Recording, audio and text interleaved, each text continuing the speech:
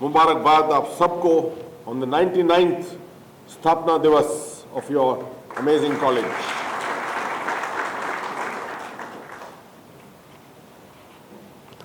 मैं महसूस कर रहा हूं इस हॉल में खड़े होकर, आपकी तो पीठ उस तरफ है मगर मेरा चेहरा सामने से देख रहा है। एक तरफ गांधी जी की तस्वीर, एक तरफ स्वामी विवेकानंद की तस्वीर और बीच में सर्वपल्ली राधाकृष्णन जी की तस्वीर। इससे बढ़िया कोई वातावरण नहीं हो सकता, मैं समझता हूं। किसी भी इंस्टीट्यूशन, विश्वविद्यालय के अंदर इस तरह का वातावरण नहीं हो सकता जो इस तरह के प्रेजेंस सामने दिख रही हो। तो I am extremely Enthuse, motivated हूं मैं बहुत ज्यादा, और खास तौर पे मैं कॉम्प्लीमेंट्स देता हूं आप सबको जो आगे सामने बैठे हुए हैं, the veterans of this college, जिन्होंने इस कॉलेज की शायद शुरू से स्थापना तो लोगों ने की होगी, पर जिस तरह से आपने आगे इसको बढ़ावा दिया है, बढ़ोतरी की है, everything it's all dedicated to you, आपकी वजह से हुआ है। डॉक्टर अहमद साहब का प्रेजेंटेशन बहुत जबरदस्त था, fascinating, including the use of artificial intelligence. मैं बड़ा खुश हुआ देखकर, क्योंकि अभी हाल ही में 3 हफ्ते पहले मैं वर्ल्ड आर्टिफिशियल इंटेलिजेंस की जो मीटिंग चल रही थी भारत मंडपम में, वहाँ पर शिरकत कर रहा था। एंड आई सॉ कि क्या क्या चीज़ें हो सकती हैं आर्टिफिशियल इंटेलिजेंस के साथ। मगर बड़ी खुशी हुई देखकर कि veterinary science also is now making use of artificial intelligence. और वाइस चांसलर साहब अपने डॉक्टर इंद्रजीत साहब जो हैं, उन्होंने मुझे बताया कि आधुनिक तरीके जो हैं यहाँ पर for veterinary methods, for example comfort brushes. मैं सोच भी नहीं सकता था कि पशुओं के लिए कंफर्ट ब्रशेस जिस तरह से बनाकर यहाँ पर आपके यहाँ रखे गए हैं, और साथ में इलेक्ट्रॉनिक नेक मीटर्स तो जो मॉनिटर कर सकते हैं स्वास्थ्य of an animal. These are all modern technologies which are coming into being. मगर ये सब कहकर, ये सब आपने ये पहलू तो पूरा देखा हुआ है, the science of veterinary medical issues आपने तो सब देखी हैं, आप तो एक्सपर्ट हैं इसके ऊपर। क्या आपने महसूस, हालांकि ये भी कहते हैं लोग कि आपका बहुत बड़ा आपकी शिरकत होती है, कंट्रीब्यूशन होता है towards national economy, no doubt.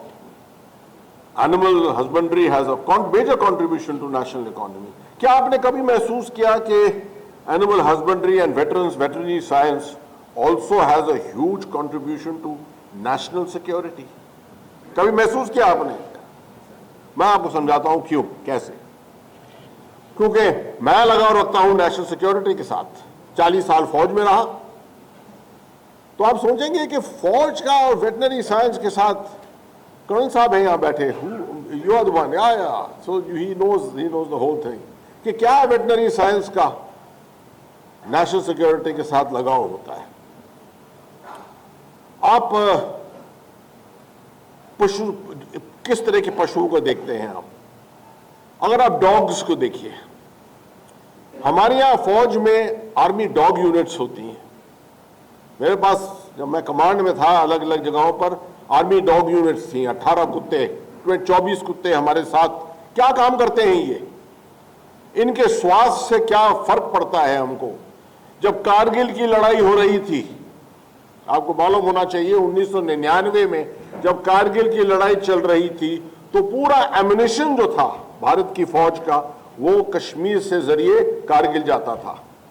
एक कच्चा रास्ता था 22 किलोमीटर का, जिसके ऊपर 110 ह्यूम पाइप क्रॉसिंग्स थी। ह्यूम पाइप क्रॉसिंग होती है जिसके अंदर से पानी निकल सकता है, बह सकता है, और उसके सुरंग, कोई भी आकर उसके अंदर एक एक्सप्लोसिव सुरंग लगा सकता है, माइन लगा देगा।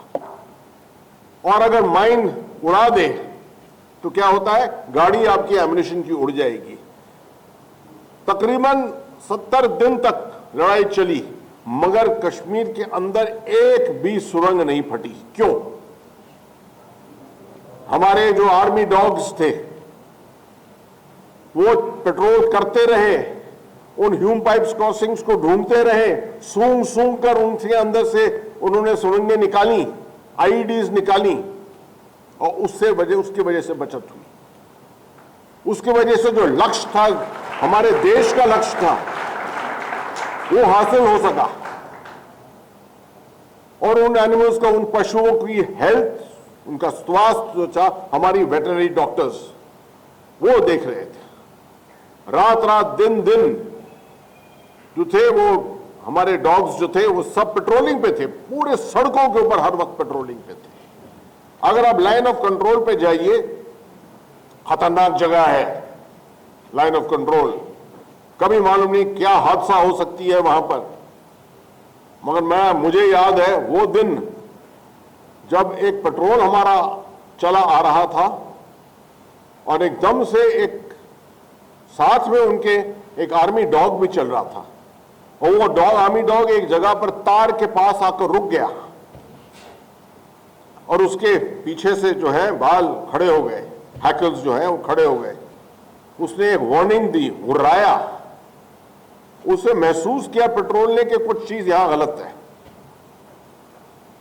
क्या गलती थी? उस तार के पीछे एक एम्बुश बैठा था दहशतगर्दियों का, टेररिस्ट का। और जैसे ही वहां ये पेट्रोल रुका, फायर खुला। पहला आदमी जो था वो उस पर गोली चली, मगर जो बाकी पेट्रोल था बच गया। क्यों? क्योंकि एक आर्मी डॉग जो पेट्रोल कर रहा था साथ में, उसने अपने सेंसेस से महसूस किया कि क्या है सामने, और उस डॉग का स्वास्थ्य देखने के लिए हमारे वेटनरी डॉक्टर्स थे, हर जगह जगह पर लगे हुए थे, जो उनके हर वक्त मॉनिटर करते थे। ना कि सिर्फ डॉग्स से, आप हमारे खच्चर देखिए, म्यूल्स, घोड़े।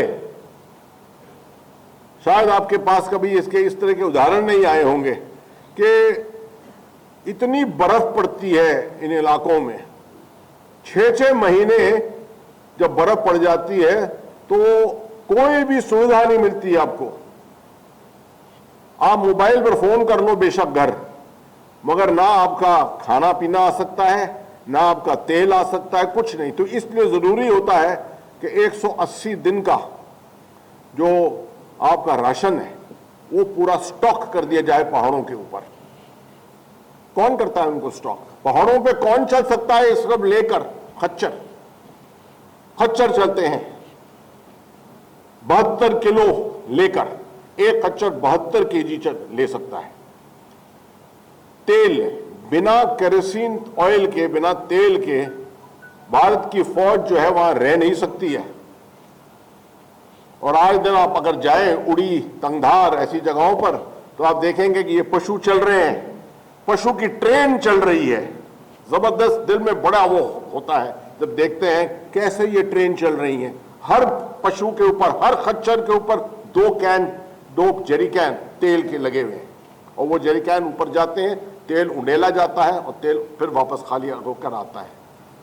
कभी कभी तो ऐसे पशु दिन में 2 दफे जाते हैं ऊपर, 3000, 4000, 5000 फुट चढ़ते हैं ऊपर, इस तरीके से। कितने लोग यहां पर अमरनाथ यात्रा में गए? हाँ, एक तो हाथ गया खड़ा, और बहुत कम लोग। आप लोग जाते नहीं हो कभी, फिर यात्राओं में नहीं जाते हो?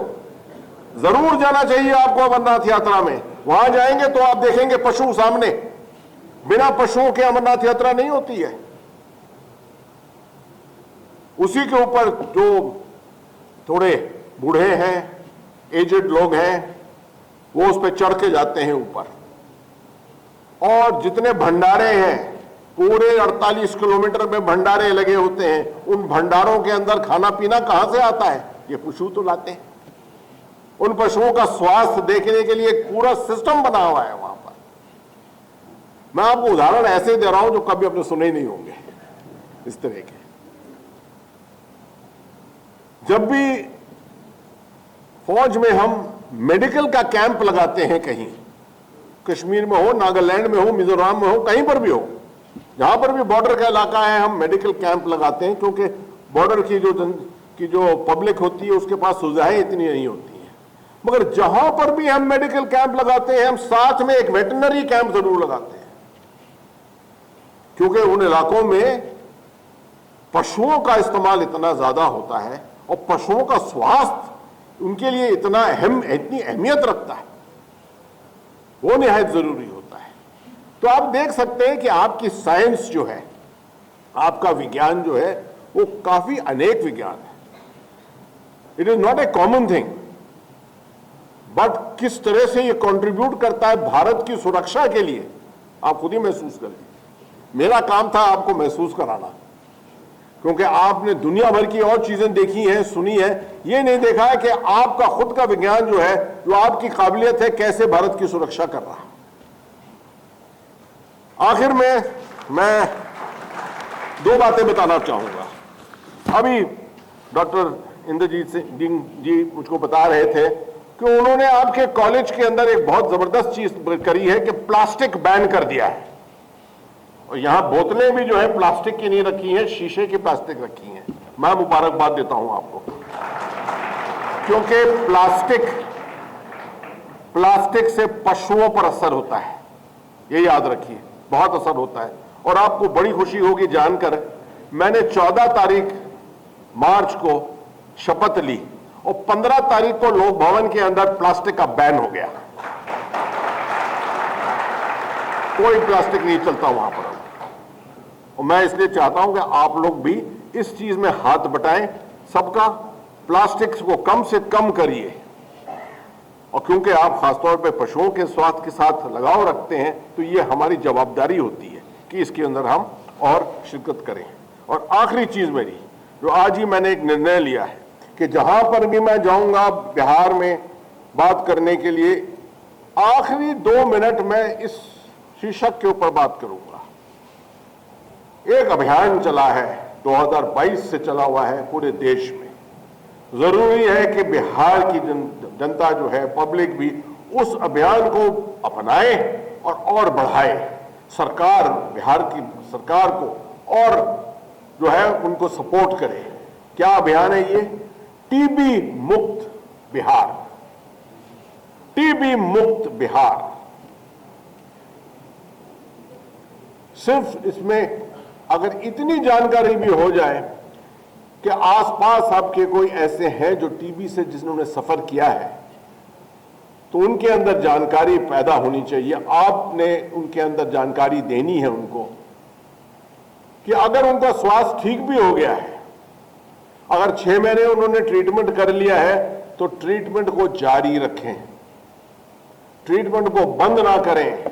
क्योंकि बहुत दफे एक मानसिक तौर पे ये होता है कि 6 महीने खाया, दवा ली, अभी तो मेरा स्वास्थ्य ठीक लग रहा है, और उसके बाद डॉक्टर के पास जाना बंद कर दिया। ये बेशक नहीं होना चाहिए। ये अभियान की पहली चीज है, जो पहला मैसेज मैं देना चाह रहा हूं आपको। जहां भी आपको मिले, जहां पर भी कोशिश कर सकते हैं, आप लोगों को ये खबर दीजिए, इंफॉर्मेशन दीजिए। और उम्मीद करते हैं कि 2030 तक या उससे बहुत पहले बिहार जो है वो टीबी मुक्त हो जाएगा। शुक्रिया बहुत बहुत। जय हिंद।